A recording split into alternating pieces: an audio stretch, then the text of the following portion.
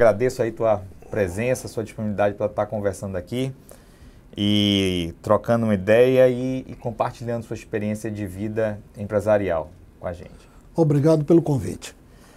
Bom, apesar de ser natural de Salvador, ser soteropolitano, você possui dupla nacionalidade e realizou parte dos estudos na Espanha. Eu queria que você falasse um pouco sobre o seu vínculo com esses dois países. Bom, eu fiz os primeiros anos de estudos em Salvador, no Colégio Dana Frese.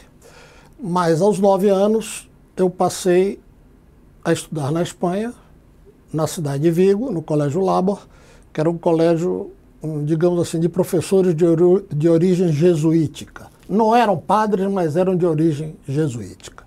E estudei lá dos 9 até os 15 e pouco, que aí passei a estudar no Vieira, no Colégio Antônio Vieira de Salvador, e depois na Escola de Engenharia da Politécnica da Bahia, e fiz extensão em administração de empresas. Esse é o grupo. Mas a parte que você pergunta de que eu estudei lá foi uma visão fantástica, porque eu vivi problemas da Europa, vivi um país um pouco mais duro no seu regime, e aprendi outro idioma, na verdade 2, porque na Galícia temos o dialeto galego, que hoje é língua, porque você pode se defender juridicamente em galego, e os políticos já assimilaram que o galego, eles só falam em política em galego, porque virou moda ser nacionalista. Uhum. Então, o político galego sabe falar espanhol, mas só fala em galego. E hoje dividimos entre o galego e o espanhol quando estamos lá. Mas me serviu para que eu aqui seja chamado de espanhol, entre aspas. E lá, ao contrário, eu sou chamado de brasileiro, porque eu procuro defender o país que não está presente. E que normalmente tanto é mal compreendido o Brasil lá, como não é completamente compreendida a Espanha aqui. Então eu sou, digamos assim, eu faço essa dupla divisão com um prazer enorme, porque eu prefiro ir para a verdade. Eu digo, o que estiveram falando mal, tudo bem, mas não falem mal de coisas que não é uma verdade plena e consolidada. Então defendi muito a Espanha e defendo. E lá defendo muito o Brasil e continuarei defendendo, porque me sinto melhor. E olhando para a Espanha, assim, porque a Espanha, no final da Segunda Guerra, estava destroçada, porque não foi só uma Segunda Guerra Mundial, foi uma Segunda Guerra Mundial que se seguia uma guerra civil. Exatamente. E possivelmente no final dos anos 50, quando você estava por lá, né? A Guerra Civil Espanhola foi do ano 1936 ao 39, mas após uma Mundial. Então, e a Mundial terminou no 44, então você tem uma civil e depois uma Mundial que termina no 44, mas antes tinha outra Mundial, a de 2015, 2019. 1915, 1919. Então foi Mundial, Guerra Civil e depois Guerra Mundial. Então efetivamente a Espanha estava com problemas, teve que ser socorrida pela Argentina, com proteína, com trigo, com carne, com tudo. De fato, a Argentina foi o país que salvou de uma fome e de uma miséria maior. E também a imigração, os que saíram de lá, ajudaram aos que ficaram a ter menos fome e um pouco de melhor emprego. Que não era emprego pleno, mas era Imagine se todos tivessem ficado lá. Uhum. Milhões emigraram para a América do Sul, para a América Central, para México. A diáspora do galego é brutal no mundo inteiro, até para os Estados Unidos. Mas mais para a parte da América, que falava espanhol. E a que falava português, os galegos também assimilaram, porque o galego é justamente um idioma intermediário entre o português e o espanhol. Então, um português mal falado é o galego, e um espanhol mal falado é o galego também. Então, ele fica no... E somos fronteira. A Galícia é fronteira com Portugal, dividida apenas pelo Rio Minho. Eu costumo brincar, nós não podemos ser muito diferentes dos portugueses, porque o Vale norte de um rio não pode ser muito diferente do Vale Sul. Ele faz parte de uma bacia hidrográfica que se parece. Se parece na agricultura, se parece na agropecuária, se parece nas cores, se parece. E o contato gerava essa transumância do idioma. E o galego entendia o português. Então, meu avô, que é a origem dessa saída da Galícia, buscando trabalho e capacidade de crescer, é um exemplo disso, como de muitos galegos aqui. Ou seja, mas foi no início do século XX. Meu avô foi dos primeiros. Ele saiu da nossa aldeia, que era uma aldeia na montanha da Galícia, com 100 casas e 400 habitantes. Ele saiu em 1897. 1890, foi dos primeiros. Depois, houveram várias datas em que as saídas foram... Também houve a saída perto da guerra. Que aí já foi a saída de 1930, 1940. E cada momento em que a economia lá sofria, mais gente se atrevia a tentar sorte. Mas o gancho que eu queria puxar era o seguinte, o país, com todas as dificuldades que se encontrava no final dos anos 40, início dos anos 50, se reergueu. Em que você projeta isso para o nosso país frente, assim, às dificuldades, aquela eterna promessa se isso foi possível para a Espanha, se isso foi possível para alguns países destroçados, como é que você consegue transpor isso para a nossa realidade? Eu acho que para nós será mais difícil, porque não vejo a mesma força na educação que vivi lá, e não vejo a mesma rigidez no cumprimento das leis que eu vivi lá. Eu vejo aqui que somos uma sociedade fantástica porque somos muito permissivos. Isso é bom para umas coisas e é ruim para outras. Por exemplo, para a recepção de imigrantes, ser permissivo é fantástico. Não há discriminação, não há barreiras. Como é que eu, de uma família que sai de uma aldeia nas montanhas da Galícia, de economia, de agricultura e de sobrevivência, chego a presidente da Federação das Indústrias? Se houvesse discriminação, eu não chegava. E muitos presidentes de federações no Brasil são descendentes europeus. O atual presidente, Antônio Ricardo Albán, é de uma aldeia a 3 quilômetros de carro da minha, mas que em linha reta não tem 2. Como também ele chega à presidência da FIEB. Então, essa nossa permissividade para isso é fantástica. Mas, para outras coisas, nos faz aceitar muitas irregularidades como coisa normal. Não, eu acho que esse é um aspecto, né? Essa frase que a gente usa de que tem lei que pega, tem lei que não pega, é uma jabuticaba perfeita, né? Isso é só no Brasil. Só tem no Brasil. É exclusividade. Então, e eu senti nessa educação lá uma rigidez maior. Respeito aos contratos, respeito à palavra, respeito à lei. Mesmo que às vezes você gostasse por jovem de se opor à lei que te oprimia. Mas havia mais respeito.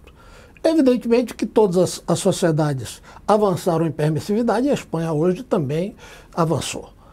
Mas eu vejo que no Brasil nós vamos ter essa dificuldade. A educação, infelizmente, está em níveis muito abaixo do necessário. E isso vai nos lastrar. Né? Nós, da FIEB, temos o Senai com 100 mil matrículas de cursos anuais. Queremos fazer um pouquinho da nossa parte. Mas isso é um oásis num deserto maior. Certo? Isso, alto nível de empregabilidade, mas isso não se repete. E mesmo o Senai, por melhor que seja a qualidade do que ele oferta, ele recebe, né, um jovem já com deficiências. Então, assim, a quantidade, o impulso que ele consegue dar para frente já é menor. Verdade. Eu aí vou contrapor o seguinte. Nós temos no SESI, que é outra das joias da... Eu chamo o SESI e o SENAI as joias da coroa da FIEB. Digo que é o que justifica ser partícipe da diretoria da FIEB, ser presidente, ser vice. No SESI, nós cuidamos da educação do filho do trabalhador. E eu aí tive o prazer enorme, porque apostei muito nisso, de no meu mandato gerar 50% de vagas gratuitas para filho de trabalhador do que havia sido gerado na FIEB nos 63 anos anteriores. Porque foquei demais nisso. Ou seja, digo, isso aqui é nobre, isso aqui nos dá alunos para o Senai, que era, de fato, nós tínhamos, quando recebíamos o aluno da rede pública no Senai, ele tinha um vazio educacional enorme. Então nós temos que começar a criar na base. E fiz essa escola ao lado do Senai Cimatec, para que os jovens, vendo os mais velhos, já entrando numa escola profissionalizante, eles não saíssem da escola do SESI para ser outra coisa que não, na maioria, claro que eles saem para ser outras coisas, mas que a maioria fosse captada por nós mesmos. Que eles se enxergassem ali. Que eles enxergassem, porque eu me lembro, quando eu estudava no Vieira, eu conhecia os alunos mais velhos do que eu. Os menos velhos, havia aquele... Nós olhávamos mais para frente. Sim. Todo jovem olha para frente. Então eu conhecia os mais velhos. Do mesmo jeito, eu imagino que os alunos que estão se formando na escola do SESI olham para os mais velhos. E os mais velhos que estão naquele mesmo campus, porque é o mesmo terreno, é o aluno já de entrada profissionalizante no Senai. Então, mas isso, a Alban está continuando, eu acho uma das grandes sortes da FIEB, foi que, desde Mascarenhas, que implantou a primeira pedra do Cimatec, passando por Jorge Henrique Freire, que foi o seguinte presidente, por mim, que fui sucessor, e por Alban, temos apostado muita verba e muita dedicação à SESI e à SENAI.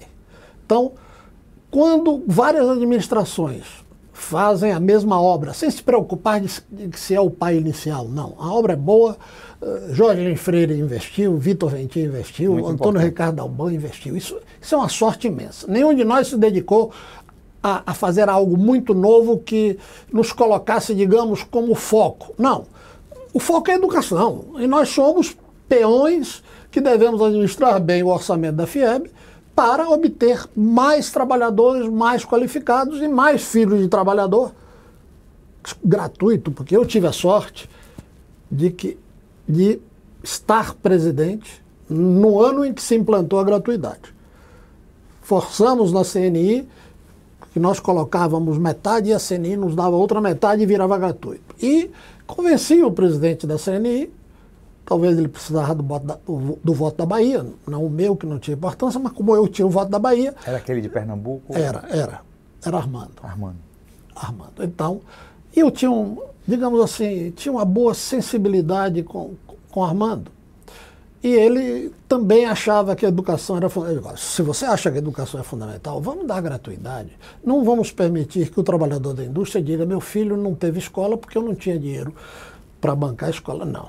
Vamos tirar essa possibilidade. Seu filho não terá escola se você não fizer o mínimo da sua parte para que seu filho tenha. Perfeito.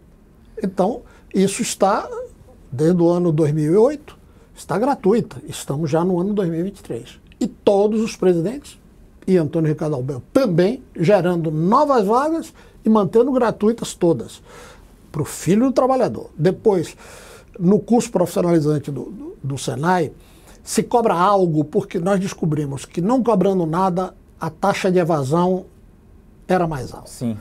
Porque o cidadão dizendo: não investi nada, vou embora. Investindo algo altamente subsidiado, dificilmente um programa desses tem menos de 66% de subsídio.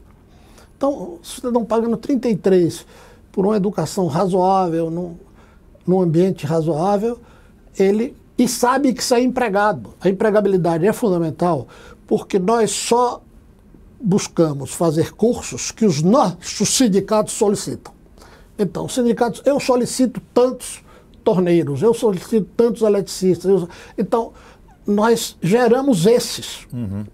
Geramos até um pouquinho... É uma oferta que encontra a sua demanda. Que já, na verdade, o curso vem depois do pedido Perfeito. Então, ele já sai, nós saímos com...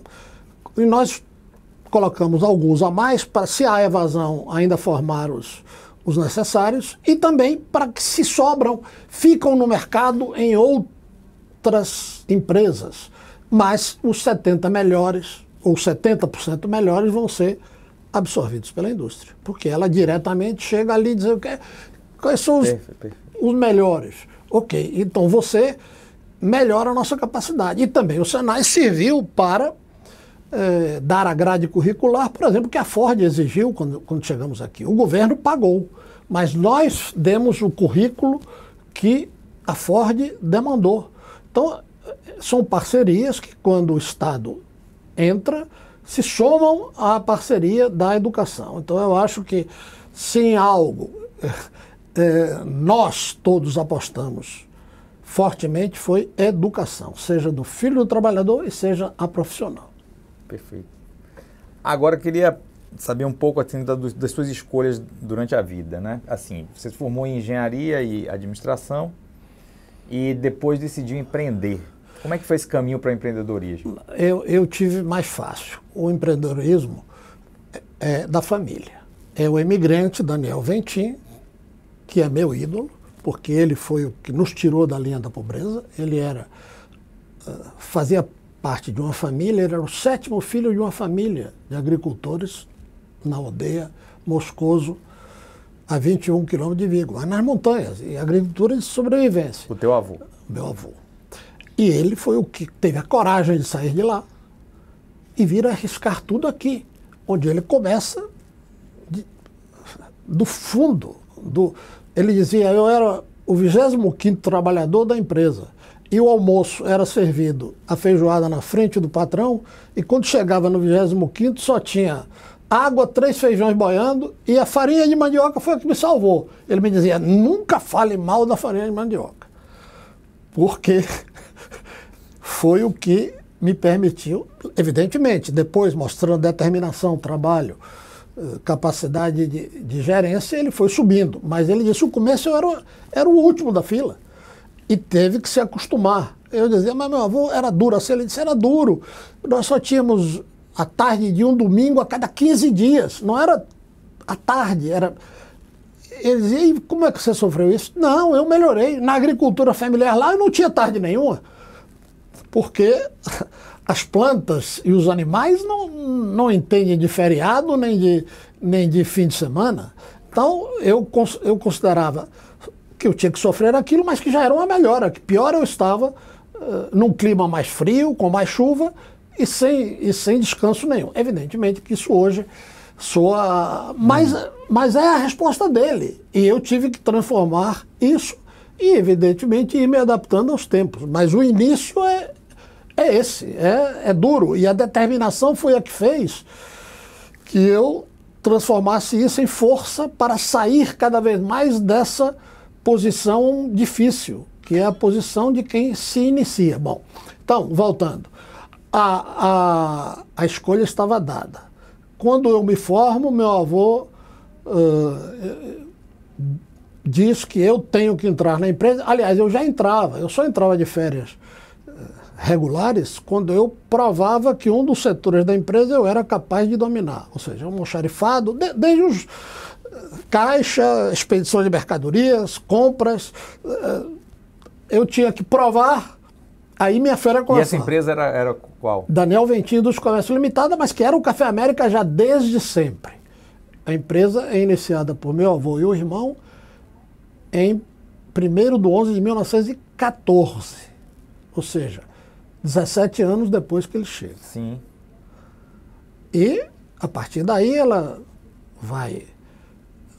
continua com o Café América e com as Massas Brasil até o momento que a multinacional compra a gente. Sim. Então, não fui eu que provoquei a escolha, foi uma oferta. Olha, você tem isso, você pode ser engenheiro e ser construtor, mas você tem isso. Você quer estar aqui e ver se lhe satisfaz essa nova atividade? Então aí eu entro e café, digamos assim, tem algo que apaixona. O café tem algo que apaixona. E aí, pronto, só sair. Eu sei que não tem equação perfeita, mas assim, o sucesso empresarial se atribui a quê? O que diferencia mesmo? Determinação. Por quê? Hoje em dia você tem que somar a ela a qualificação, porque o mundo está muito tecnológico. Mas ainda hoje, por mais qualificação que você tiver, se você não for determinado, você não vai ser competitivo, ou pelo menos não vai ser, digamos assim, os 10% ou 5% mais competitivos. Isso é a mesma coisa que jogador de futebol. Só os determinados alcançam aquele patamar de excelência. Então eu acho, antes e agora, se eu tenho que escolher uma, determinação. Porque se o cara for determinado, mesmo que ele não tenha todas as qualificações, ele vai procurar. E hoje em dia a informação está muito democrática. Se você procura na internet, em pouco tempo, você sabe 80% do que sabe e o que mais sabe. É o que eu falo, mas hoje o importante é curadoria, né? Você saber que informação. Aí eu acho que você tem que ser plural. Minha mulher vem e me critica. Como é que você fica vendo programa da extrema esquerda e depois você vê programa da extrema direita? Eu digo, porque eu quero ver o mundo pela visão de cada um desses dois. E eu ser o árbitro. Já sei que eu serei um árbitro imperfeito, mas pior ainda é se eu aceito o que me dizem. Então, assim, eu quero tentar enxergar o mundo. Aliás, tem um dramaturgo espanhol que dizia: en este mundo traidor, nada es verdad ni es mentira. Todo es del color del cristal com que se mira. Então, ele já, nos anos 1800 e pouco, ele já tinha a convicção de que tudo depende de com que cor de vidro você olha o relato. Muito bom. O relato. Então, porque existem narrativas da direita e existem narrativas da esquerda, estamos cheios delas. É o que você disse aí. É como filtrar. Eu aí vou nessas. Eu quero todas. Eu quero todas. Nunca é possível. Eu quero, digamos, eu não fecho, não crio barreiras a nenhuma. Porque ela pode ter um cristal de uma cor razoável. Ela pode ter dentro de si alguma verdade aproveitável, tanto um extremo quanto o outro. Então, essa frase do cristal com que se mira, espanhola, vale a pena. Me traz uma lembrança positiva. Muito bom. Agora, você falou há pouco que o café se torna meio que uma paixão. Como é que começou? 1914, Daniel Vintim, mas como é que veio para a família?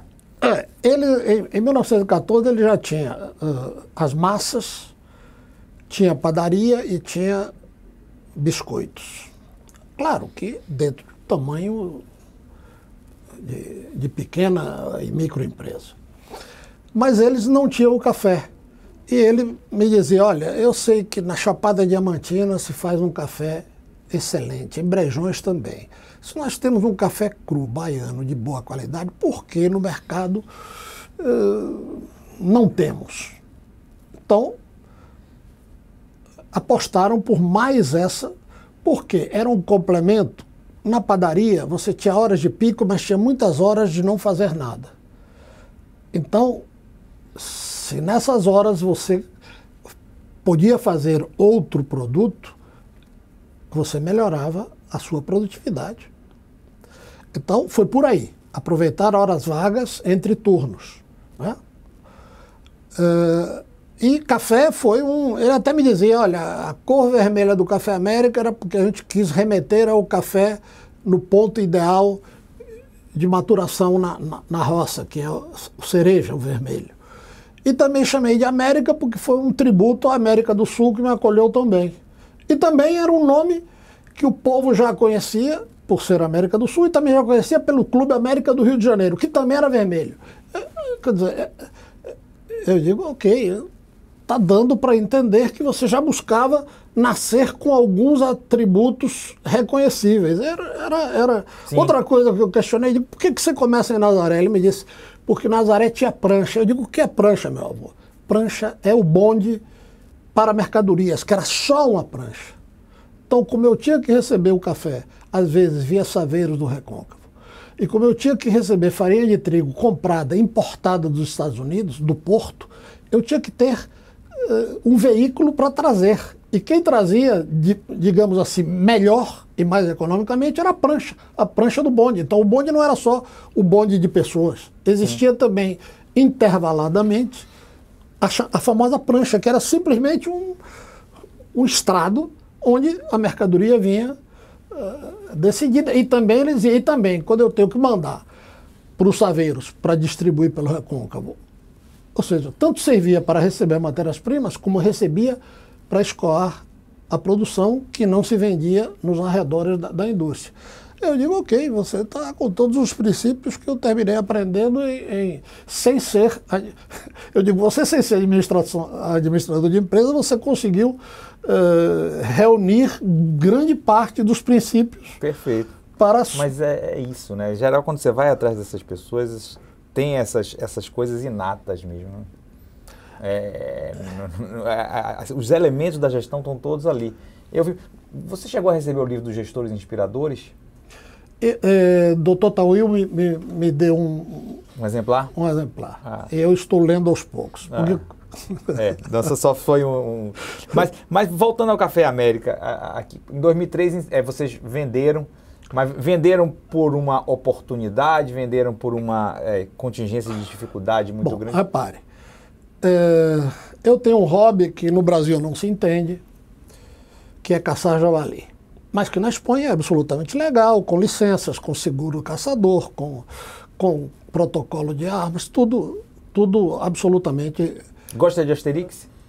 Gosto, porque ele também era um dos que Asterix e Obelix tinham um compromisso com o javali. Com o javali. Mas, então, durante uma dessas caçadas, que lá também vira a caçada, o pós-caçada, vira um encontro dos caçadores e uma troca de informações. Eu me encontro com o dono do Café Marcília, que era um dos grandes cafés da Espanha, e continua sendo, e que ele me relata que ele foi comprado pela Sara Lee. Sara Lee é a maior empresa de torrefação de café do mundo, com unidades espalhadas pelo mundo inteiro. E ele fala e tal, eu era vice-presidente da Associação Brasileira de Café, então, digamos, somamos conhecimentos que éramos caçadores de javali, somamos conhecimentos comerciais e industriais que éramos do setor café. E ele me conta que ele demorou muito a vender, porque ele tinha digamos assim, um amor pela empresa excessivo. Aí eu começo a dizer, excessivo, sim, porque quando uma multinacional desse porte vem para um mercado, eu mandei analisar por profissionais da área como ela se comportava nos outros países que ela entrou. Então ela compra e com esse ele mata 5 ou 10 ao redor, porque ele quer um share maior. Mas ele compra o que tiver marca mais simpática ao consumidor. O que é simpática? Simpática é com menos erros de qualidade, com menos erros de marketing, com menos... que ele possa investir sobre ela, e ele está investindo sobre uma fundação positiva. E também que tenha capilaridade, que já ocupe uma região razoável. Eu disse, você acha que demorou? Sim, eu demorei porque eu não queria vender.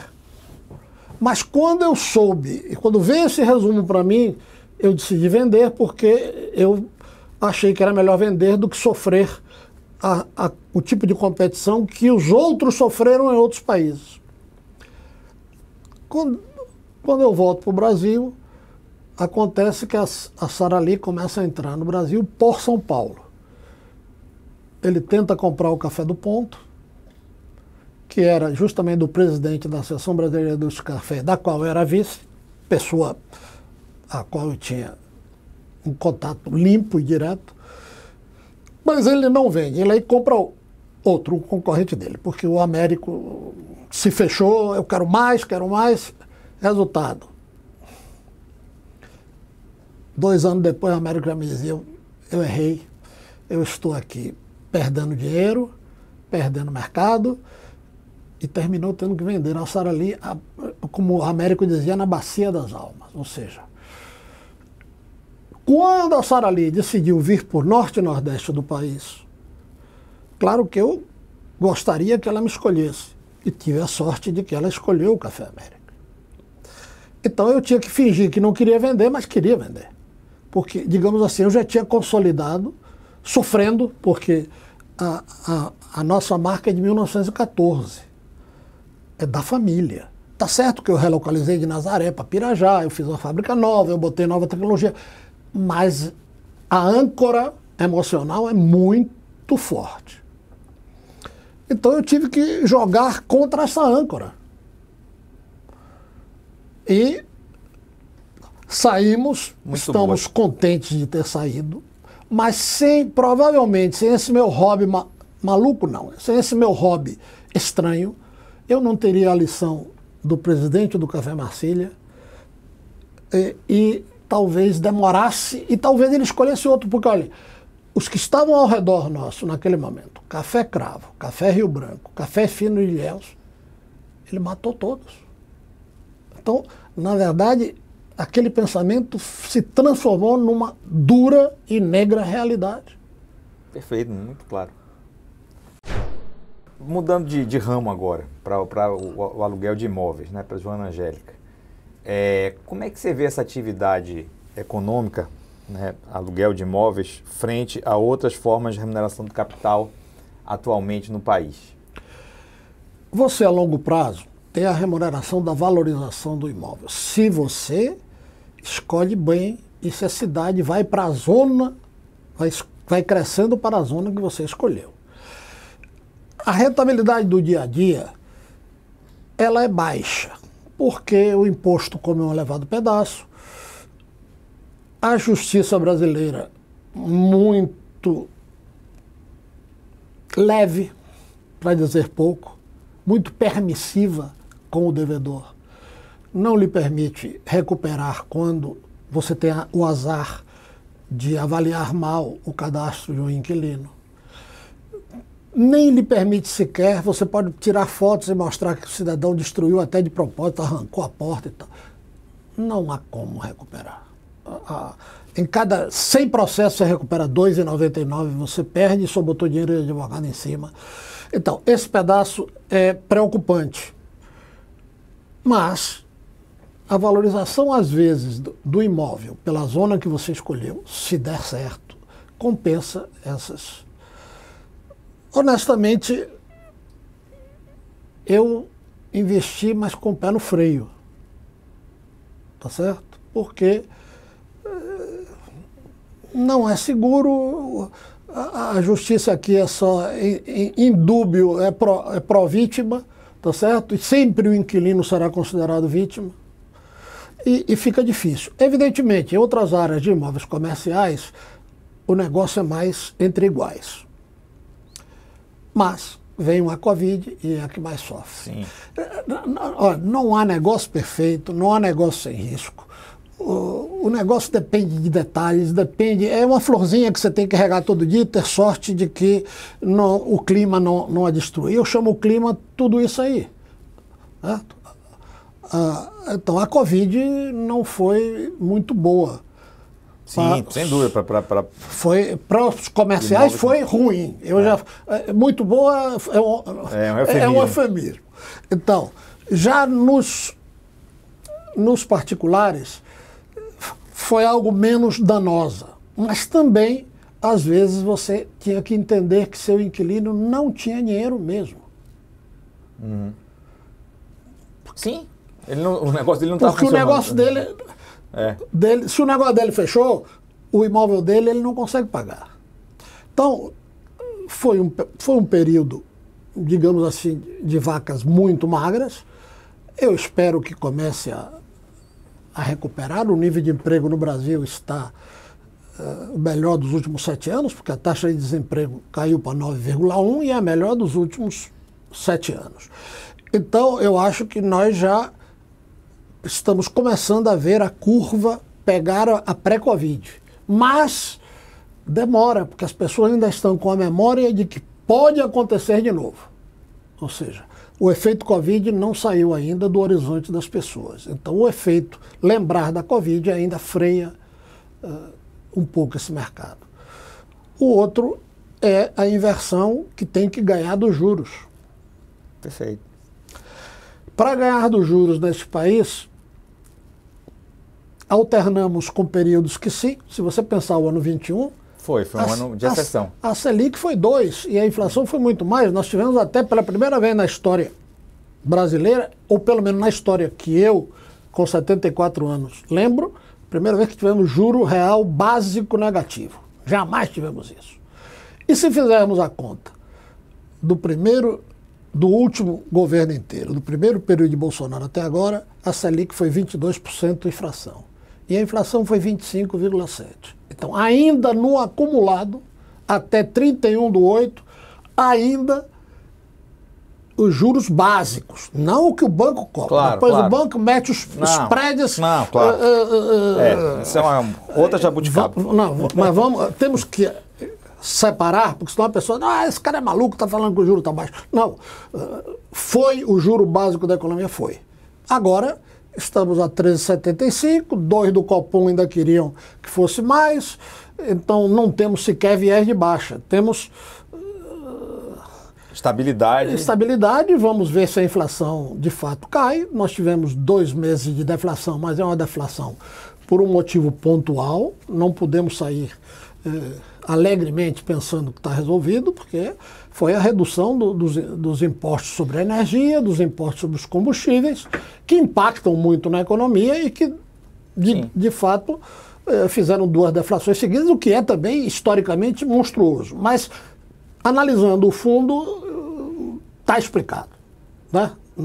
Então, vamos ver, por isso é que eles deixaram em 13,75. Vamos ver se com esses 13,75, que é uma taxa punitiva, a inflação de fato se mantém sob controle e conseguimos entrar o ano que vem melhor do que a média desse ano. Mas tudo isso pesa em tudo, pesa no mercado. Apesar que eu vi um artigo hoje da CEBIC que os 13,75 não vão influenciar no mercado imobiliário, na venda de imóveis, porque ele falava sobre o foco venda de imóveis, porque grande parte do funding é de caderneta de poupança. Então esse outro pedaço não é tão impactante quanto a Selic a base não é a Selic de 13,75, a base é outra, menor. Mas veremos. Eu leio e lembro, mas não, essa capacidade de adivinhar... A gente está falando das nossas jabuticabas e das nossas questões específicas, mas eu sei que você também empreendeu fora do país, empreendeu nos Estados Unidos. Eu queria que você falasse um pouco e contrapusesse a experiência de ser empresário nos Estados Unidos e ser empresário aqui no Brasil. Junto com outros 3 sócios, Urs Iorro, que era o dono da Schadler aqui na Bahia. Era um chocolate muito bom. Aqui ele também fazia chocolate, mas ele fazia também os artigos pré-chocolate. Aqui ele fazia a cadeia toda. Nos Estados Unidos nós só abrimos para fazer o pré-chocolate, ou seja, nós só fazíamos licor de cacau, manteiga de cacau e torta de cacau, que são 3 produtos que as chocolateiras usam para compor os seus chocolates, agregando leite, açúcar, nozes, todas as fórmulas em que você vê chocolate ser vendido. Ok, então nós decidimos, por provocação de Urs, disse, não, você tem que entrar. Eu digo, mas eu não quero, eu estou no ano sabático, eu não quero. Não, você tem que entrar. O outro sócio são os Maia Friend do Espírito Santo, que venderam a Garoto para a Nestlé e também estão aposentados e querem uma empresa onde ninguém seja majoritário, mas todos tenhamos e o outro é um diretor do Banco de Boston, colega de Meirelles e tal. Eu digo, vamos. eu também queria fazer algo. Não queria desocupar a mente e queria fazer algo. Reagia, mas queria fazer algo. Havia aí uma luta de que pedaço ganha. Resultado, empreendemos uma fábrica nos Estados Unidos, no terminal Chester do Porto da Filadélfia, onde estão os grandes armazéns gerais de recebimento de cacau dos Estados Unidos do mundo. Então lá você tem cacau de Côte d'Ivoire, da Costa do Marfim, cacau da Indonésia, cacau da América Central, cacau do Brasil. Então os armazéns gerais ali são de tal tamanho que são a safra inteira do Brasil. Não é só cacau brasileiro, mas 2 milhões de sacos de cacau, que era uma safra média baiana, era, digamos, o cacau estocado nesse. E nós estávamos a 15 minutos. Então nós podíamos fazer o não ter estoque ser just in time, carretas descarregando direto na linha de produção. Já era uma primeira economia. A outra era que era a fábrica mais recente feita no mundo, e normalmente quando você vai comprar equipamentos na Suíça de torra, que era o Probat, que eu já conhecia do café, ou de moagem e tal, são os últimos do mundo. Eles lhe vendem o último que eles têm. Então, qual é a fábrica mais moderna de transformação de cacau do mundo? É a última que foi feita, porque se ela tiver o mínimo de tamanho, é a última, porque todo mundo sabe quais são os bons equipamentos, e esse cidadão não vai te vender um modelo de anos atrás, já vai te vender com software incorporado. Então, nós éramos uma fábrica enxuta, trabalhávamos só com 7 engenheiros por turno, controlando os computadores que já vinham junto com o equipamento, tanto de moagem, quanto de torra e quanto de prensa. Então, era... Isso foi em que período? Eu vendi em 2003 e comecei um ano depois. Por isso era a minha guerra, que eu dizia, eu quero um ano sabático, e não consegui. Uhum. Não consegui, me deixei seduzir, tá certo? Porque o projeto era interessante. E, digamos assim, as pessoas eram sérias, os sócios, e Urs era um amigo conhecido com certa profundidade, porque eu jogava tênis com ele todas as terças e quintas na casa dele. Então, e ele me vendia café da fazenda, que ele trabalhava com cacau, mas me vendia café da fazenda dele. Então era um sócio, digamos, o qual você conhece muitos dias, em muitos anos, e cria uma certa... um certo entendimento, a maior do que qualquer um sócio que apareça aí só no projeto, no papel. E ele era um fornecedor de cacau para a fábrica Garoto, no Espírito Santo, dos Meyer Friends. E um dos grandes financiadores dos Meyer Friends, e dele era esse diretor do Banco de Boston. Então, digamos assim, eram pessoas que entre si tinham um elo comercial de muitos anos. Sim. Sempre um dos três conhecia os outros há décadas. Então, bom, resultado, fizemos a fábrica, ficamos 4 anos com ela e veio uma grande multinacional e fez uma oferta. Todos concordaram em vender. Eu fui o último a concordar, mas porque eu digo que eu acabei de vender uma, estou me enamorando de outra e vocês querem tirar o doce da cabeça. Não, mas é a hora. E deram sorte e tinham razão. Sabe por quê? Porque foi antes da quebra mundial de 2008. Até 2008 o dinheiro era a rodo e todas as grandes empresas se dedicaram a comprar ativos em todos os países que puderam, porque havia financiamento no mercado. Aí veio a pancada geral em 2008. E nós tivemos a sorte que vendemos antes da pancada geral. Então, teoricamente, a decisão de vender antes de 2008, sem saber... E foi logo antes, né? 2007, mais ou menos. Sem saber. Nós vendemos sem saber que era tão bom ter vendido. Porque realmente em 2008 a coisa azedou. Bom, agora o importante é que eu descobri como é fácil ter uma indústria num país onde os impostos são os mínimos possíveis. Então, na Bahia qualquer indústria teria ICMS, PIS, COFINS, IPI, talvez das embalagens de compra, depois tinha que ver onde é que se creditava disso, mesmo que não tivesse IPI na saída. Lá, uma empresa grande que vendia para Hershey, que tem 20%, que é chocolateira com 20% do mercado americano, e vendia para Mars, que tem outros 20% do mercado americano, nós não tínhamos nem PIS, nem COFINS, nem ICMS, nem IPI, nem estrutura para controlar esses impostos. A economia que isso gera é não ter várias pessoas dentro da empresa, porque você tem que controlar as entradas e os créditos e depois tem que controlar as saídas e os débitos. Então nós tínhamos lá apenas imposto de renda. Ganhei, paga. Não ganhou, não paga. E aqui não, aqui essa parafernália de tributos e até geridos por senhores diferentes. O senhor da Receita Federal é um senhor. O senhor do ICMS estadual é outro senhor. Então, você tem que se dividir para prestar contas minuciosas a esses dois senhores, que te tomam um tempo danado, além depois de você ter que recolher os impostos. Então, lá não, lá você tem... Tanto sim que nossa contabilidade lá, apesar da empresa ser maior que o Café América, era terceirizada. Porque o número de movimentos, de entradas e saídas era reduzido. Então valia a pena você terceirizar com um bom escritório de contabilidade do que você ficar criando departamentos internos.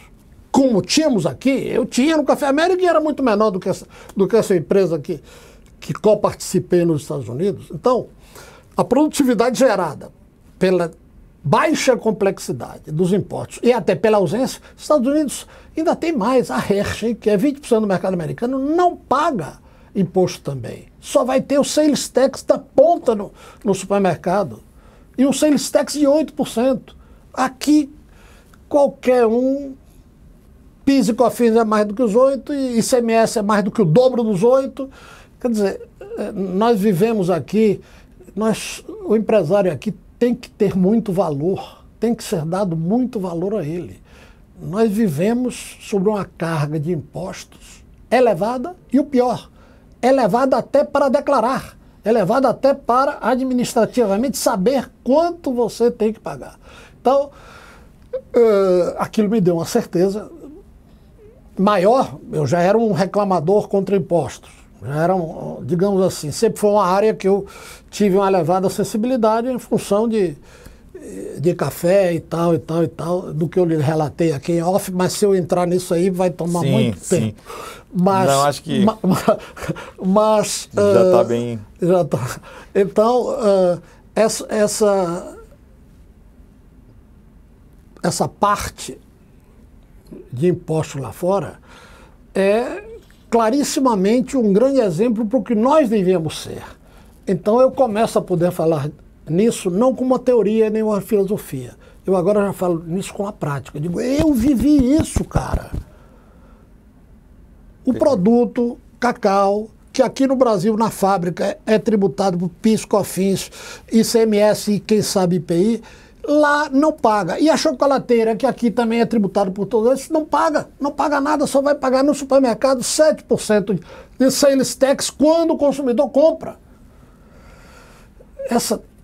O produto não carrega impostos ao longo da sua transformação.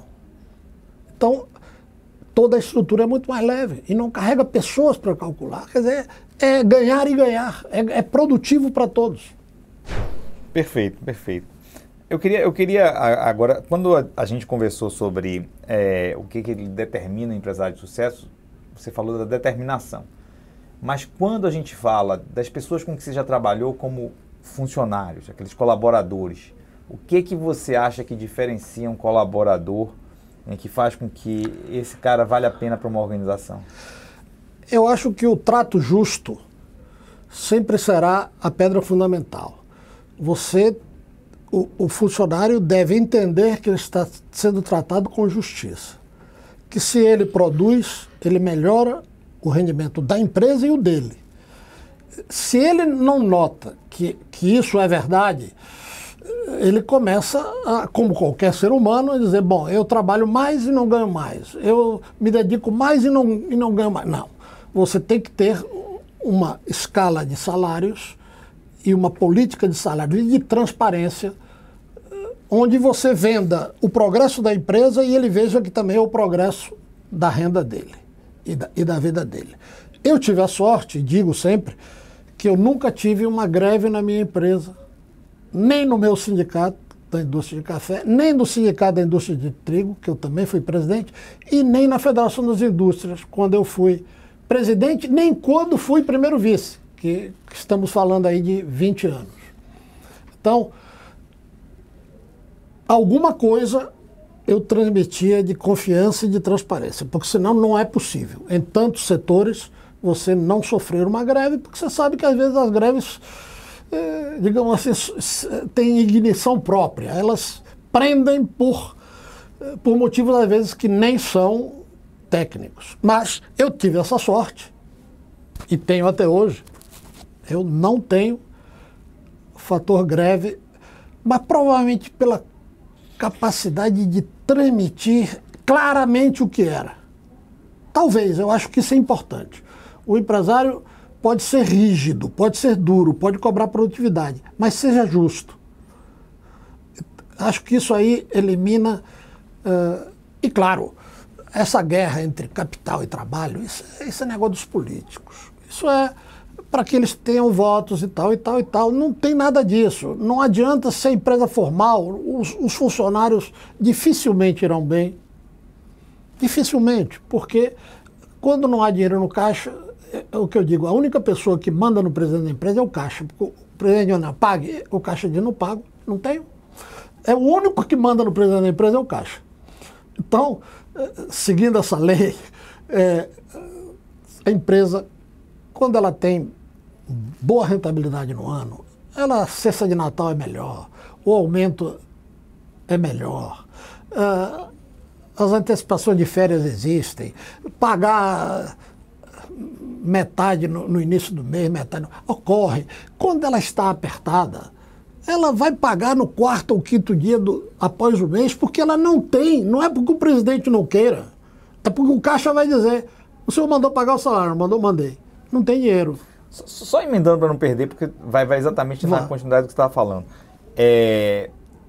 Esse êxito de não ter sofrido greves nas organizações que você presidiu, que você liderou, nas associações, federações, você atribui a que tipo de liderança? Como é que você se definiria como líder empresarial? Veja bem, é administrar pelo convencimento. Você, antes de que uma ordem seja colocada em prática, você tem que convencer que aquela determinação é necessária e é boa para a empresa e será boa para os colaboradores. Se você não falar muito com o chão de fábrica, você não falar muito com os líderes em cada posição e não mostrar a eles por que você quer aquilo, é fazer entender o que a empresa precisa. Aí eles se sentem partícipes do problema e da solução. Se você já vem com uma norma pronta e bota lá no quadro de avisos, e isso é palavra de rei, não chega a todos. Então comece ao contrário. Comece, olha, nós vamos precisar fazer isso porque por este motivo e seja verdadeiro e claro nos motivos. Se você for falso, a casa cai e você não avança. Agora, se você sempre mostrar os motivos e mostrar que aquilo vai melhorar para todos, você cria um convencimento e até os que ficam contra por uma... Sempre tem numa organização pessoas do contra. Até em sua casa, tem um mais do contra do que outro. Esse do contra, se está rodeado de pessoas que sabem o porquê do problema, esses terminam sendo seus advogados e matando esse contra no nascedouro. Então, eu acho que isso daí é fundamental. O resto é isso, é estar atento à evolução do mundo, saber que o mundo manda em você um bom pedaço. Você pode reagir a ele, mas a maioria tem razão. Certo?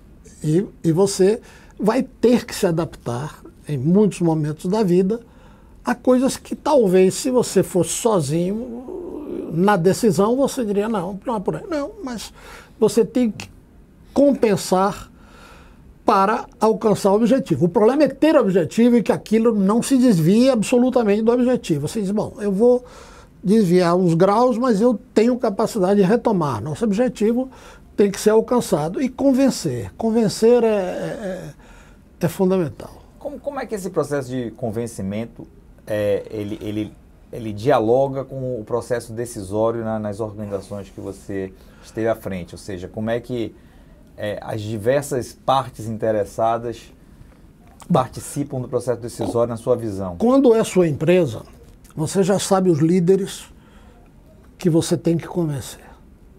É mais fácil. Os anos à frente de sua empresa, você já conhece. Vai errar um foco ou dois, mas vai acertar 8.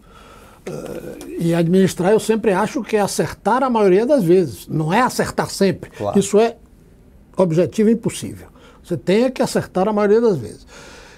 Quanto maior é a empresa e mais longe da sua base, você já não tem esse foco já, digamos assim, essa triagem feita.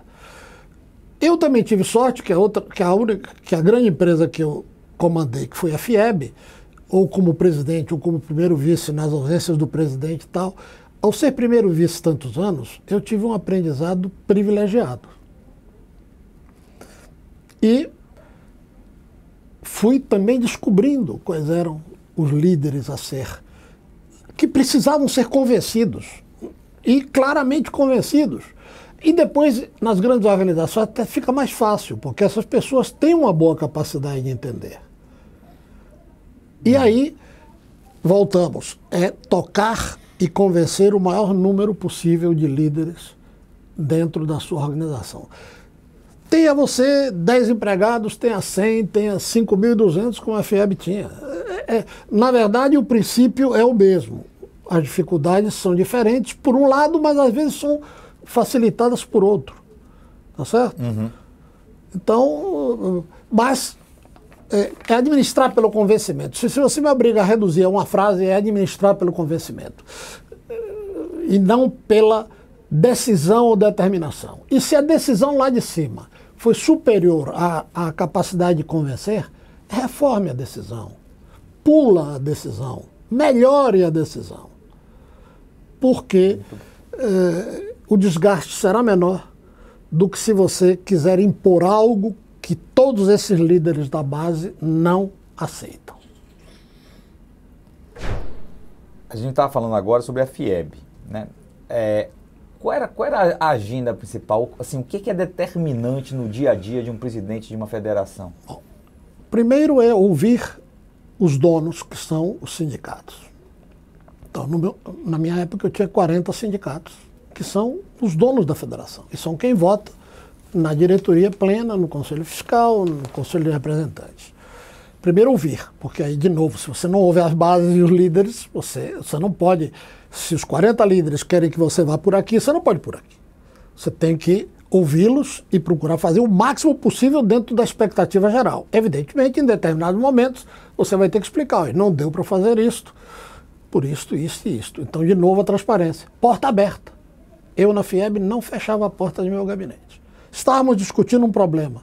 Chegava um presidente do sindicato, vem para cá, ajude a discutir, vote aqui junto comigo, tome a decisão. Doutor Vitor, a porta aberta. Não, a porta aberta. Porta aberta. Esse cidadão já não vai ser contra essa decisão. E ele já vai ser meu advogado de defesa. Ele vai ver que se tomou a decisão com todas as informações possíveis e se tomou a que todos achamos que era a melhor para o sistema. Então, quando alguém lá fora quiser arranhar o disco, ele vai dizer, não, eu estava presente. Não foi assim, assim. Então você cria um efeito multiplicador que, digamos, substitui e diminui arestas. Então eu sempre acreditei nisso, prova é isso. Confesso que foi uma das grandes mudanças que eu fiz na FIEB, a porta da presidência aberta. Uma outra questão, né? A federação, na verdade, é uma conjunção de associações. De sindicatos. De sindicatos. Sim. Quando você pensa nesses sindicatos, né, que de alguma forma reúnem empresas do mesmo setor, segmento, e a gente pensa em que medida, né, essas empresas elas desenvolvem atividades colaborativas entre si. Na sua visão, existe muito mais espaço para uma atuação mais associativa, de mais aprendizado conjunto, de mais inovação conjunta, de mais colaboração entre as empresas? Sempre há.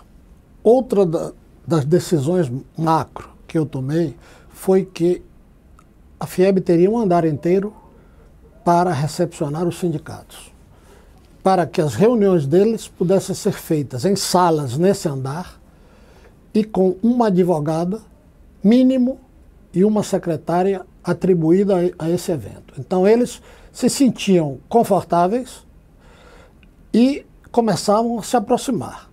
Então nós temos muitos sindicatos que abdicaram de ter sede própria, até porque as receitas eram muito pequenas e ficaram menores agora, quando houve digamos assim, a não obrigatoriedade de recolhimento. E eles passaram a fazer todas as suas atividades no ambiente da FIEB e a conversar entre si. E eles próprios descobriram coisas e sinergias entre eles. Porque é difícil também você fazer um plano macro e você acertar em tudo. Mas se você aproxima os sindicatos, aproxima os presidentes, e em lugar deles só conversarem uma vez por mês ou duas durante a reunião de diretoria, que vai estar a reunião, eles têm que falar a látere, se eles estão trafegando nesse andar dos sindicatos o tempo todo, até porque as políticas salariais se conversam e não tem nenhum que saia da curva para cima, nem nenhum que fique na curva para baixo. Você cria uma maior uniformidade entre e tem setores que às vezes podem dar mais durante um ano, porque, digamos assim, os fatores externos estão a favor dele. E tem outros sindicatos que estão sofrendo mais naquele ano e não tem margem. Então, mas uns passam a entender os outros.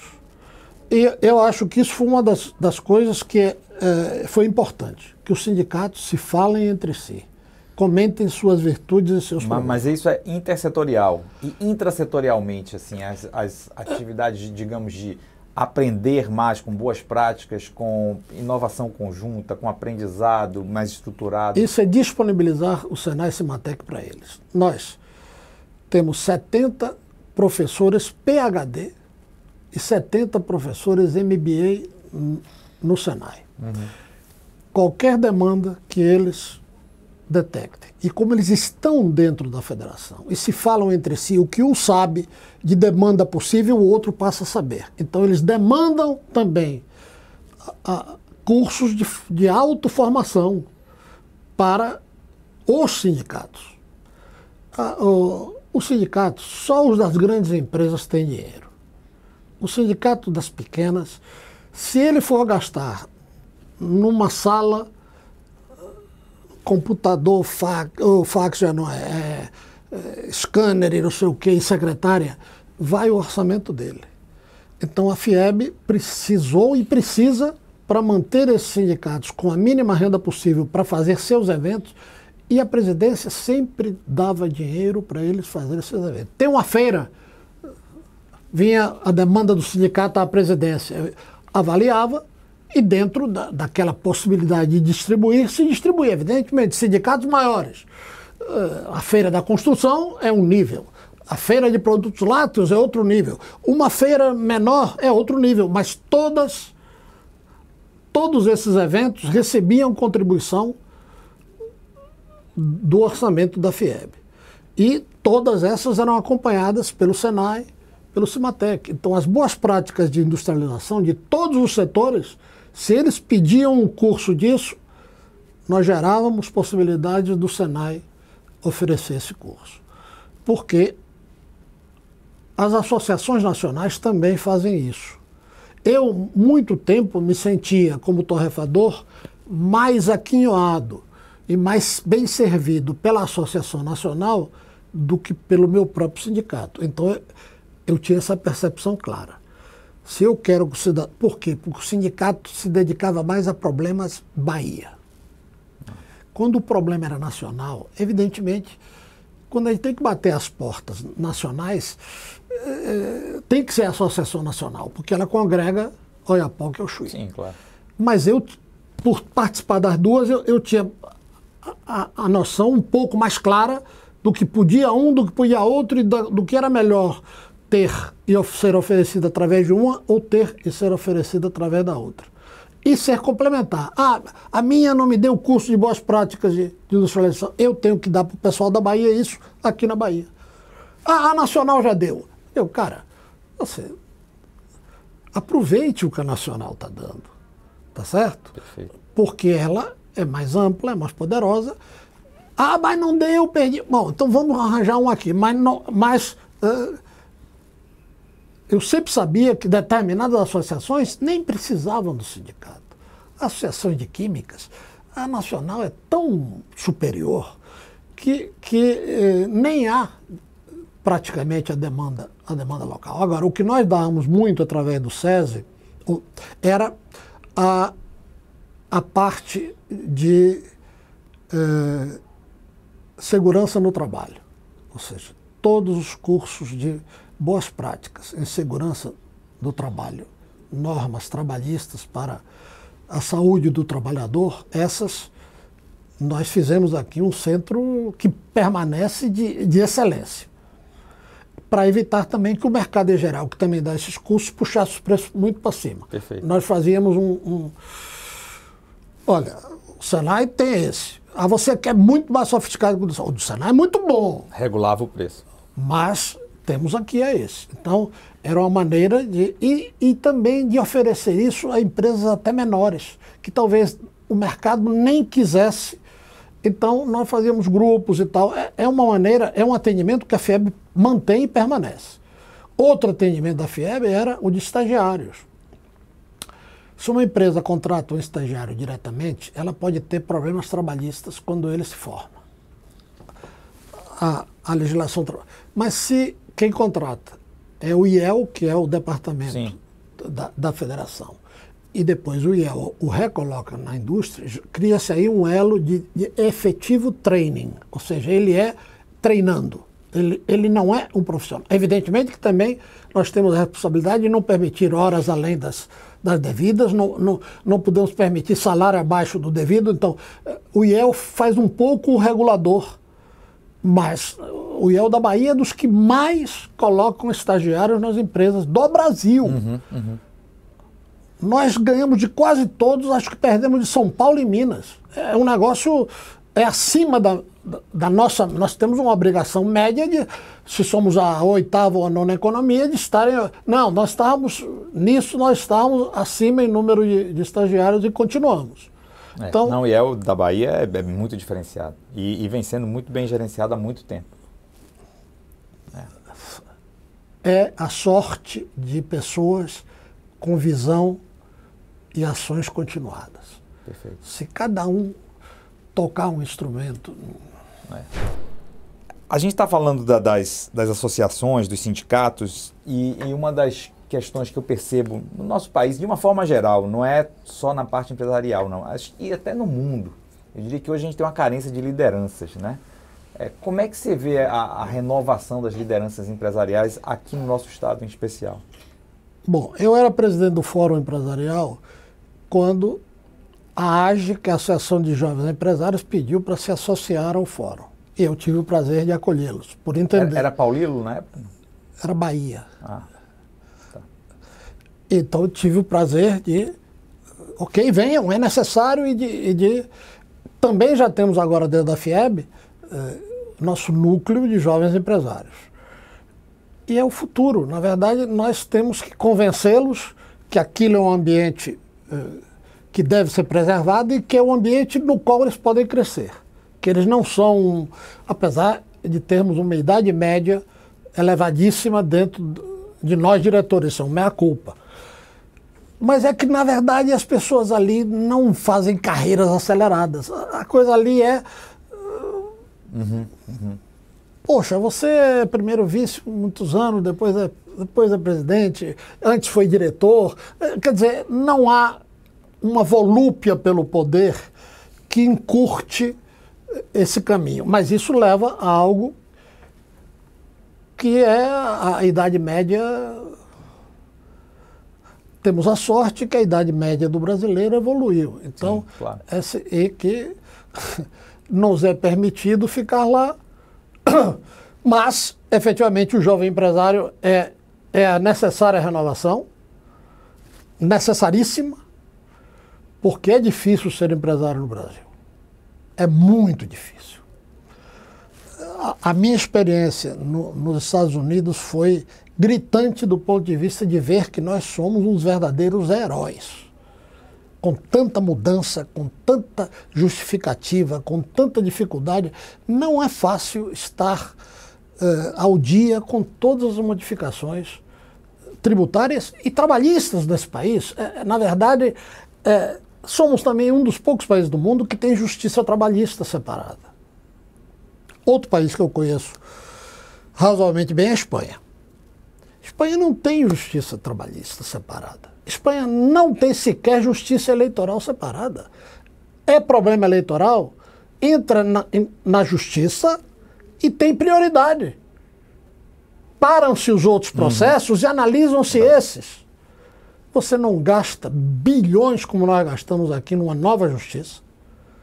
Você não gasta na trabalhista outros bilhões, porque está tudo na mesma justiça. Então,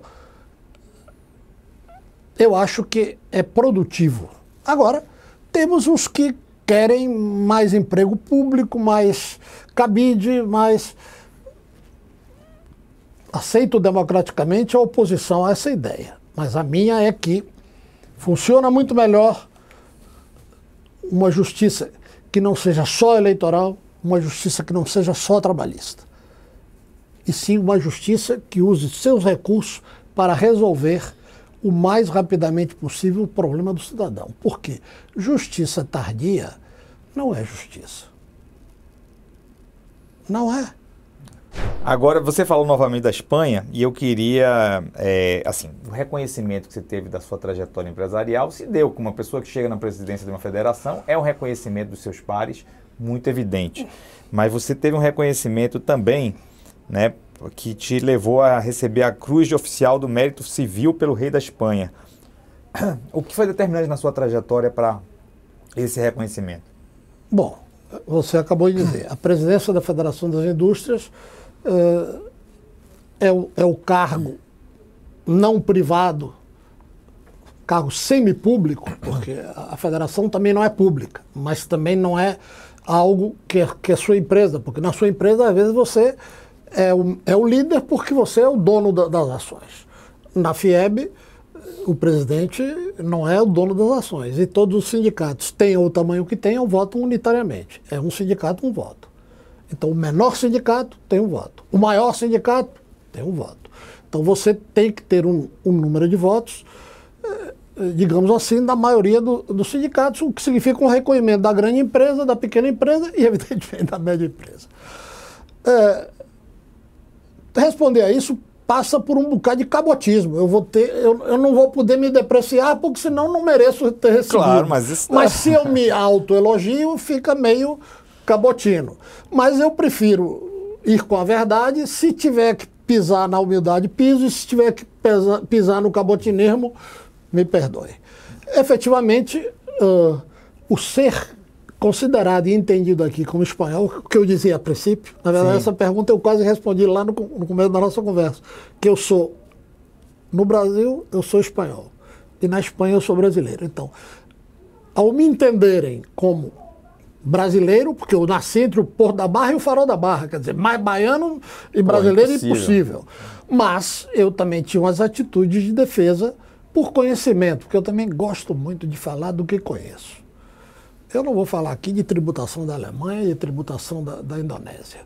Eu vou falar dos Estados Unidos, vou falar da Espanha. Por quê? Porque eu vivi. Porque eu tenho relação com empresários, tenho relação com... Bom, o que acontece? Essa visão, certamente o cônsul teve, porque, na verdade, isso aí, o cônsul propõe ao embaixador da Espanha no Brasil, e o embaixador, entre todas as propostas dos consulados no Brasil, propõe ao rei. E o rei concede, porque a Espanha é uma monarquia parlamentária e que todo mundo acha... Veja bem, se você me perguntar se é a favor de monarquia, eu digo, todo governo tem que ter um contrapeso que é ou monarquia ou presidente confrontando o parlamento, ou equilibrando o parlamento, ainda que com poderes menores. Eu acho que a monarquia espanhola é defensável porque ela custa menos de 7,5 milhões de euros por ano, quando certamente a nossa vice-presidência aqui, ou órgão moderador que o substitui, custa muito mais. Então, ela é defensável pelo custo e pela projeção que ela obtém em toda a América Latina do serviço, entre aspas, comercial da coroa, tá certo? Que abre portas para as empresas espanholas que se aventuram no mundo. Então ela, digamos assim, o custo, entre aspas, é barato. 7,5 milhões por ano de euros é barato para tudo que ela oferece, para essa exposição que ela oferece. Então, claro que se ele me der um prêmio, eu não vou depreciá-lo, mas eu estou querendo explicar por que não a deprecio, tá certo? Porque esse direito a ser rei divino, eu já começo também como cidadão moderno, apesar dos 74 anos, eu aceito a controvérsia e a dúvida. Agora, se é o poder moderador que precisa existir, e se ele é barato em relação ao que oferece, então, para que tirar a monarquia e botar um presidente como o de Portugal, que é muito bom, mas que vai custar mais, tá certo? Porque nós sabemos que assim é. Então, você vê o quanto a monarquia britânica apresentou aí para o mundo de valor. A monarquia britânica é cara, mas é extremamente superavitária. Aquilo ali, em termos de turismo, é inegavelmente, independente do juízo de valor que eu tenha sobre a monarquia. De novo, vamos para o orçamento, de novo, vamos para números. A da Espanha é barata, porque mesmo sustentada pelo governo, sem ser superavitária, ela só custa 7 milhões, é 7 milhões e 200 mil dólares. O rei tem que distribuir isso entre a Casa Real e ponto e final. Então, e a inglesa é mais cara, mas rende mais, porque ela tem uma conotação turística brutal. Brutal. Então, de novo, ela, quem sabe, até é superavitária. Então, mais justificada do ponto de vista econômico, porque meu viés é econômico. Eu peco por isso. Claro que tenho todos os outros, mas se eu tenho que escolher um, se não passa nesse, começa a forçar a minha barra na aceitação. Certo? Tem que ter produtividade. Então, eu acho que o rei foi induzido a acerto ou a erro pelo cônsul da Bahia e pelo embaixador do Brasil. Se a visão deles foi que eu era uma figura que valia a pena para a coroa ter essa distinção, ele foi na indução. Por quê? Perfeito. Eu queria emendar as duas últimas perguntas, assim, olhando um pouco para frente. Falando primeiro o seguinte, a gente está vivendo um momento em que a gente tem algumas ameaças. Não sei de que maneira, né, nós, claro, temos nosso juízo de valor diferente sobre como cada um tem o seu juízo de valor sobre como que essas ameaças elas pairam sobre nós e como é que elas impactam o nosso futuro. Mas eu queria ver a tua visão. Aspectos como crise climática, como a inteligência artificial, né, a tecnologia da informação e a ambiguidade com que ela se apresenta no mundo atual. E eu queria saber se, diante desse cenário, né, como é que você enxerga o nosso futuro como país e o futuro do planeta mesmo, olhando globalmente, se com otimismo, se com pessimismo, se com um certo receio? O Brasil, claramente, tomou a dianteira no mundo na exportação de proteína, seja vegetal, soja, milho, algodão, café, eu vou esquecer algum, mas cacau, tudo que você imaginar, o Brasil está entre os grandes exportadores, a maior parte das vezes primeiro ou segundo, Então, nós tomamos essa dianteira e isso se mostrou muito valioso e muito necessário para a saúde da população mundial. Sem a contribuição da agricultura brasileira, muitos países estariam com mais dificuldades para passar a barreira da nutrição mínima. Nós ainda temos área agricultável. Por quê? Fala-se muito que o Brasil precisa preservar. Precisa, mas ele também precisa preservar o Homo sapiens brasileiro.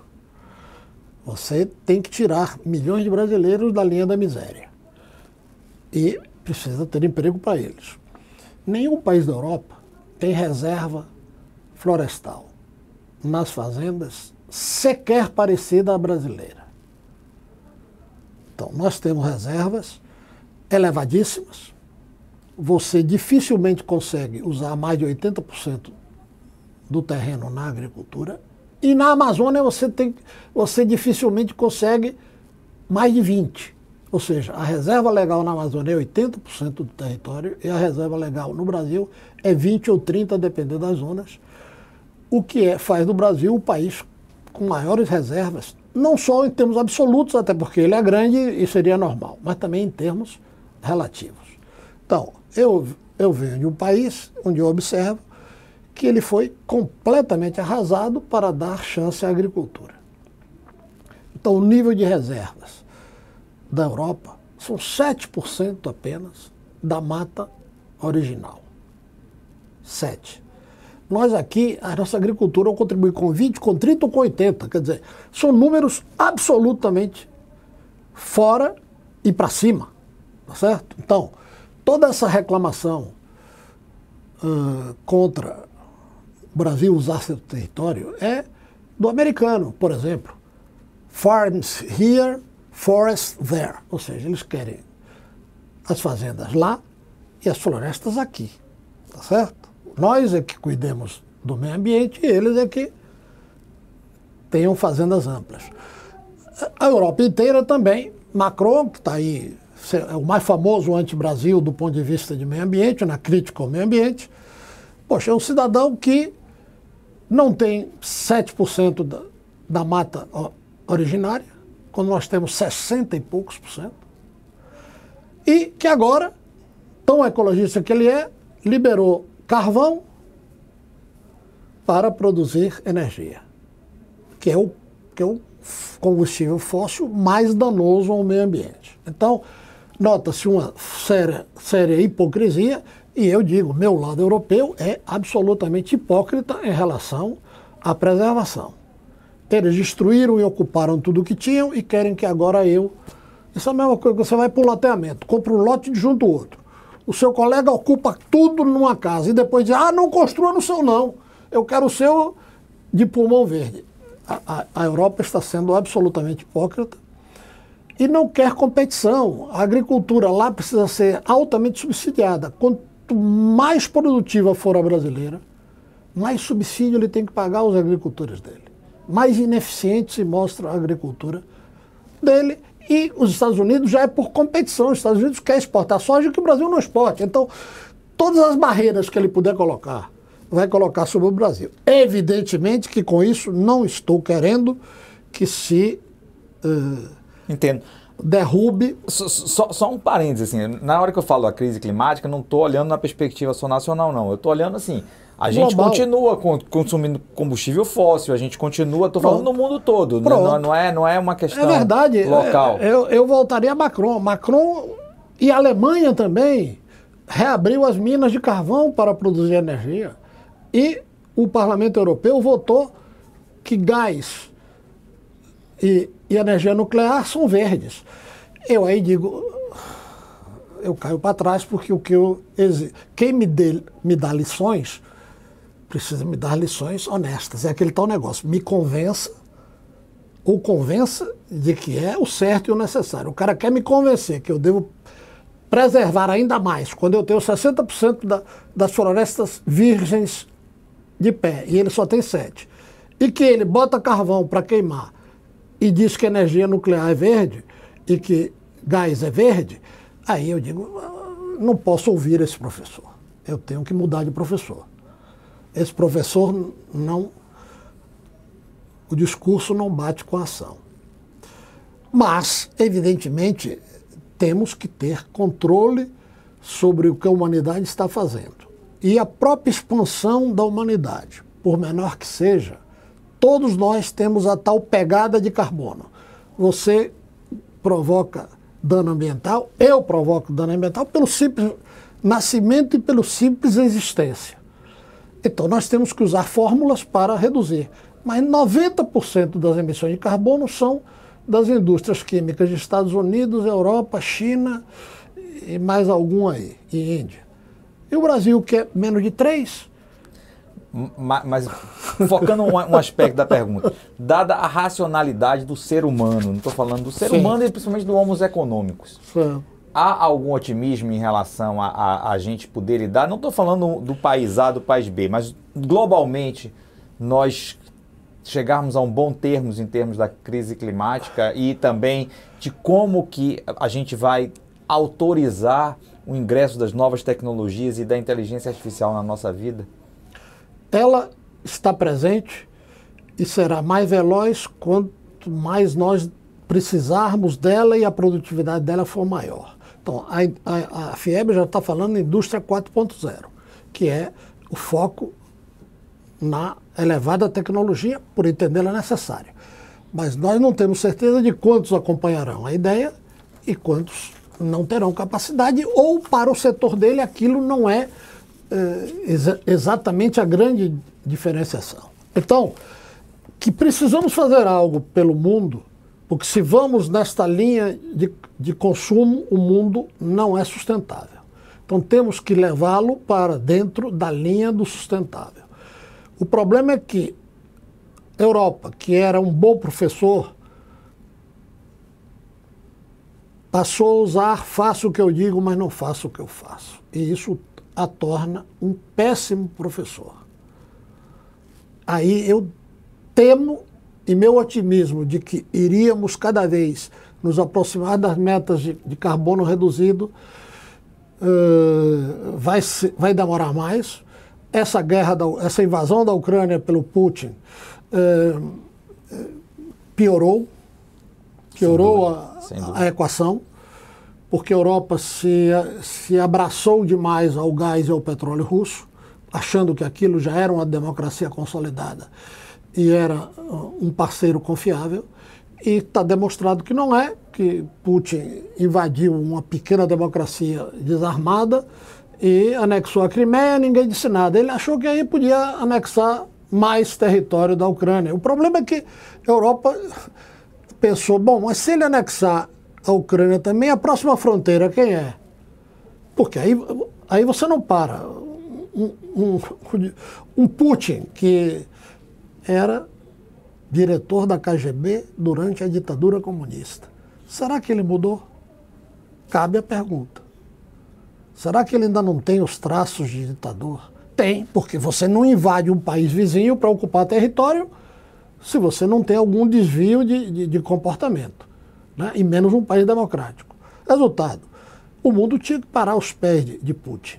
Desce no que desce. E a Europa assumiu perdas financeiras e perdas meioambientais, porque essa abertura do Macron e da Alemanha para as minas de carvão é obrigada pela restrição do gás e do petróleo russo. Porque ele diz, é melhor eu voltar a poluir com carvão, eu voltar a me arriscar numa energia nuclear, do que eu morrer de frio no inverno. Então, são escolhas que não são boas. Essa escolha não é ganha-ganha, a escolha é perde-perde. Uhum. Mas a escolha perde-perde também, perde mais e perde menos. E a Europa foi para perde menos. O que é que perde menos? Bom, retoma o uso do carvão, polui mais. Então, as metas vão ter que ser empurradas para frente. Por quê? Porque as condições do uso da energia pioraram. A energia está mais suja. E o mundo hoje, sem energia, não se move. Não tenha dúvida. A indústria não se move. A energia é uma medida de grau de civilização que a gente tem, inclusive pela física, né? Pronto, eles evoluíram, tá certo? Eles evoluíram. Então, como eu costumo dizer que eu posso me travestir de europeu. Posso. E nesse momento eu tenho que reconhecer que o europeu está sendo hipócrita nas lições que dava. Eu não digo que ele podia ter tomado outra decisão. Não. Atualmente, né? No momento, nas condições, você tem que julgar um homem com as suas condições.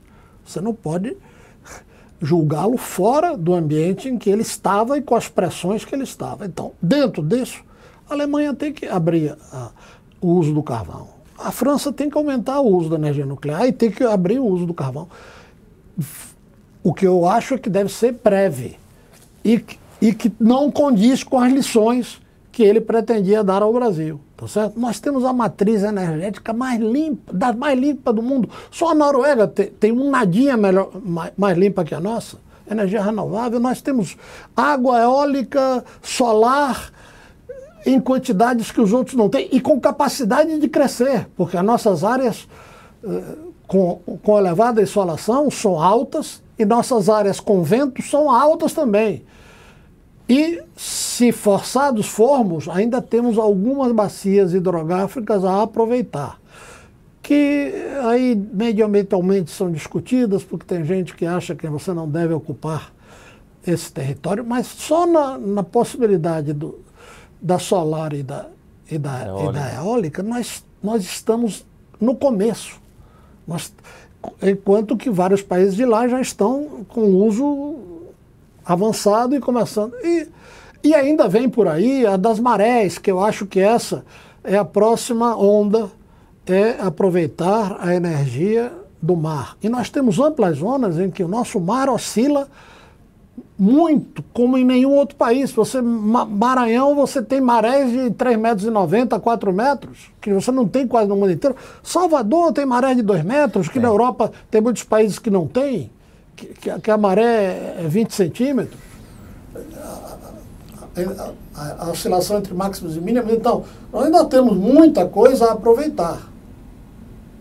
Então, eu acho que nós temos chance de ser competitivos, porque energia barata gera produtividade. Você viu aí, baixou o imposto da energia, até a inflação já desceu, houve uma melhora da economia clara e rápida. Por quê? Porque desceu o custo da energia. Desceu por causa dos impostos do governo, ok, mas desceu. Então, temos que apostar nisso e apostar nessa força de que, enquanto a China não conseguir produzir na África. Desculpa, acabou a bateria. Acabou. Todos os alimentos, então ficamos conversando fiado. Todos os alimentos que ela prevê, porque ela comprou vastas terras na África e portos e tal, mas enquanto ela não botar isso em plena produção, ela é dependente do Brasil.